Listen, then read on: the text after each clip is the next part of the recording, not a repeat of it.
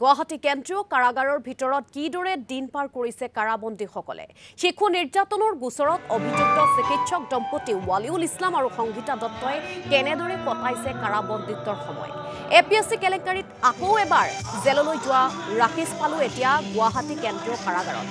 এই সকল কাৰাবন্দীয়ে কাৰাগাৰত কটোৱা এক বিশেষ সময়ৰ দৃশ্য বন্দী হৈ ৰৈছে প্ৰতিদিন টাইমত